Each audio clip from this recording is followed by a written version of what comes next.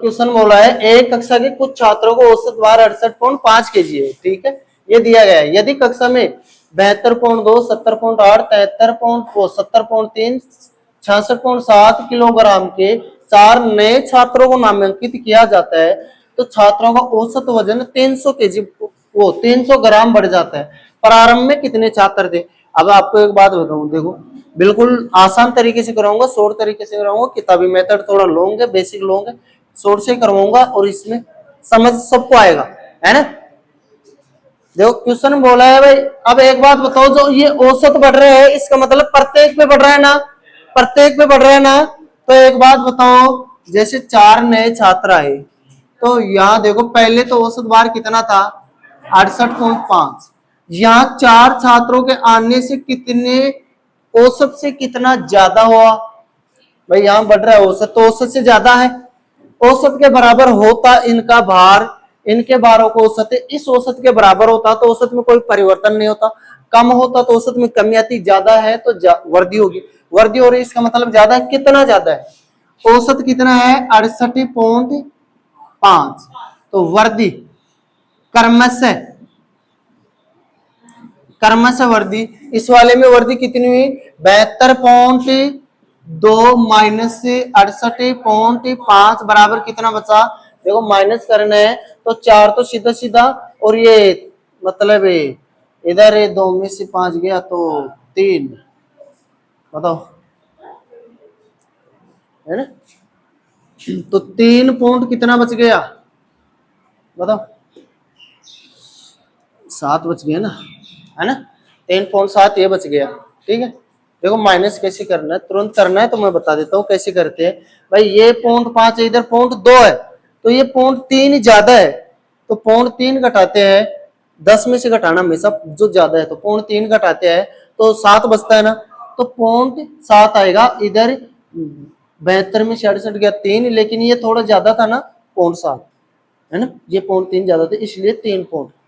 चलो और देखते हैं, आप आपके हिसाब से लिख के भी घटा लेना, अगर जैसे मैंने घटाने का शॉर्ट तरीका बताया वैसे नहीं आई तो लिख के घटा लेना, ठीक है।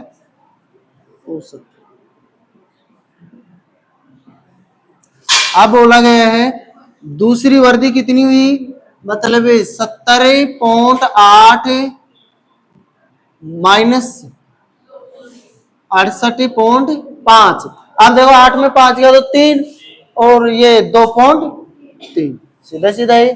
चलो फिर तीसरी वर्दी 70.3 माइनस 68.5, तो ये 0.3 है, मतलब इधर 2 ज्यादा है पॉइंट का, तो 2 घटाएंगे, पहले तो 68, 70 में से 68 घटाए 2, लेकिन पॉइंट 2 ज्यादा है ना, 2 में से 2 और घटाओ तो 1.8 बचेगा, ठीक है, 1.8 लिख के भी घटा लेना आपको, अगर ऐसे डायरेक्ट घटाना नहीं आ रहा तो, ठीक है। डायरेक्ट घटाओगे तो इतनी स्पीड बढ़ जाएगी आप बैंक में भी टाइम बचा पाओगे, ठीक है। अगला है ये कम है ना, तो इसमें से जैसे 66.7 माइनस 68.5 करेंगे, इसको घटाओ, इसमें पहले तो ये देखते हैं कि ये पॉइंट पॉइंट की अक्सर 2 ज्यादा है, तो पहले जो 68 में से 66 गया तो 2, लेकिन 2 और घटाओ तो 1.8 माइनस का 1.8, क्योंकि ये माइनस की बड़ी है ना, तो एक बात हो, ये दोनों तो कट गए, ये कितना बच गया 6, इनको जोड़ा तो 6 हो गया भाई, 3 और 3 5, और ये 10 का असल लगी है ना, तो 6 हो गए। तो वर्दी कितनी,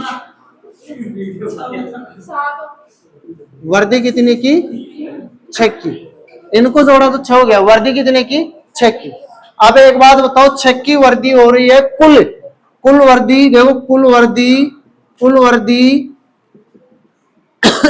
6 की, 6 के 6 केजी की, अब केजी को ग्राम में बदला तो ग्राम, ऐसे लिख सकते हैं 6000 ग्राम।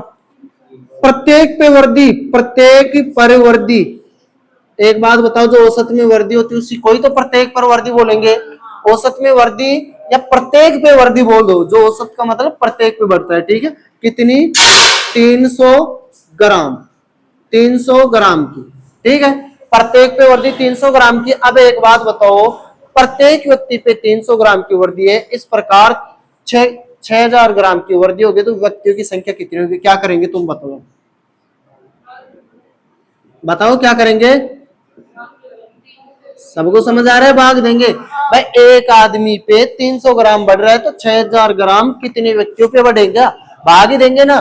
चलो 6000 में भाग दिया 300 का 2020 20 व्यक्ति। लेकिन ये 4 आने के बाद 20, क्योंकि आगे तो 20 हो गए, सब पे वर्दी हुई, इस पे भी वर्दी है ना भाई? क्योंकि एक्स्ट्रा है तो सबको बराबर बराबर बांट दिया। जो एक्स्ट्रा उसको, जो एक्स्ट्रा 6 kg है, ये सभी को बांट दिया 300 ग्राम, तो 20 व्यक्तियों को बट गया। अब 4 आने से पहले कितने थे? देखो 4 नए व्यक्ति आने से पहले व्यक्ति कितने थे? 20 माइनस 4, 16। यही आंसर है। एक बार उतारो फिर मैं समझा दूंगा। एग्जाम में अगर ये क्वेश्चन आता है तो आपके पास ज्यादा से ज्यादा 20 40 सेकंड मान लो, 40 सेकंड में हो जाएगा। एक बार उतारो, मैं बता दूं 40 सेकंड में कैसे करेंगे। उतारो। देखो इसमें एग्जाम में आ जाता है, कैसे करोगे 40 सेकंड में बता रहा हूँ, है ना। सबसे पहले आपको ये पता है कि कुल औसत ये है। अब ये देखते हैं कितनी वर्दी या कमी हुई है ना 4 के आने से। तो देखते हैं, माइनस करोगे तो यहीं पे कर लेना, अब माइनस है ना। कैसे करोगे? 72 में से ये गया तो पहले तो हमें पता है इधर प्लस का पॉइंट के बाद में 3 ज्यादा है, पॉइंट की संख्या है ना। इन दोनों को काटा तो +3 बचा इधर। तो आप क्या करोगे? 72 में से 68 गया 4, लेकिन पॉइंट 3 और घटाना है तो कितना बच गया? मतलब 3.7। अब इसको करते हैं तो 70 में से 68 गया तो 2, और इधर प्लस का पॉइंट 3 तो 2.3। इधर करते हैं तो इधर प्लस, मतलब पॉइंट की इधर ज्यादा है, कितनी? 2। तो पहले तो ये घटाओ 68, 70 में से गया तो 2, और 2 में से ये ज्यादा है ना, तो 2 में से पॉइंट 2 और घटाना तो 1.8। 1.8 इधर करेंगे तो इसको घटाओ इसमें तो 2 बचता है, लेकिन पॉइंट 2 ज्यादा है, पॉइंट 2 और घटाएंगे तो 1.8, लेकिन बचेगा किसका? माइनस का। माइनस का 1.8। अब ये कट गया, हमें पता है 3 और 2 5 और 1 6, 6 हो गया। अब 6 हो गया तो 6 में सीधा सा पता है 6 में 300 का भाग देना है, तो ये 6000 हो गया। येलो काट दिया, 20 आ गया, लेकिन 4 घटा दो 16। बताओ 40 सेकंड से ज्यादा लगेगा क्या? नहीं लगेगा। क्यों नहीं लगेगा? क्योंकि तरीका बेस्ट दे रहा हूं मैं आपको।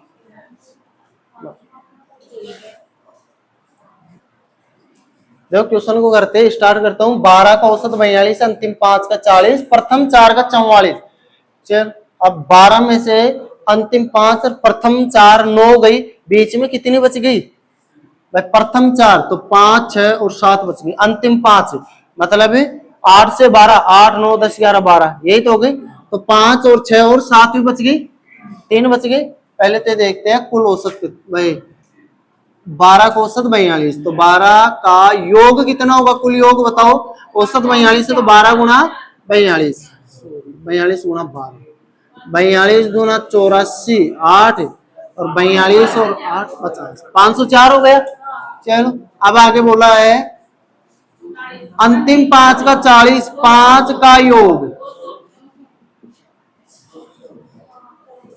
200, और प्रथम 4 का औसत 44, 4 का योग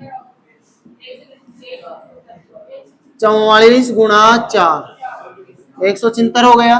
अब बोला गया है कि 3 संख्या है, 5वीं और इधर 6वीं और 7वीं, 3 संख्या बच रही है। 3 शेष 3 का योग कितना होगा? पहले तो ये देखते हैं, है ना। पहले तो वही टोटल तो कितना होगा? 504 सभी का। अगर इसमें से 5 का और 4 का 9 का घटा दूंगा तो शेष 3 का बचेगा। 9 का कितना है? 200, 300, 376, तो 504 माइनस 376 है। हाँ तो 128 हो गया। घटाना कैसे ये भी बता देता हूँ, लिख के नहीं घटाना, टाइम निकल जाता है। सीधा से 400 बनाने के लिए 24, अब 500 बनाने के लिए 100, तो 24 और 4 ये ऊपर का हो गया 128। ठीक है, चलो अब करते हैं 128। अब इसमें बोला गया है 5वीं 6ठी संख्या 5वीं से 6 कम है, 5वीं से 6 कम है 6ठी, तो मैं छठी को x मान लो तो 5 क्या होगी, x प्लस 6 होगी ना, 6 कम हो गया ना। फिर बोला गया है और 7वीं से 5 कम, 7वीं से 5 कम तो 7वीं से 5 ज्यादा हो गई कि नहीं। अरे भाई इससे ये 6 कम है तो इससे ये 6 ज्यादा हुई ना। जैसे मैं बोलूं तुम्हारे पास इससे 20 रुपए ज्यादा है तो मतलब इसके पास x है तो तुम्हारे पास x प्लस 20, या तुम्हारे पास x मान लो तो इसके पास x माइनस 20, ऐसा होगा। चलो भाई ये कम है 6 तो ये ज्यादा ही तो होगा 6, और ये इससे 5 कम है ये तो 5 ज्यादा होगा, ये हो गया।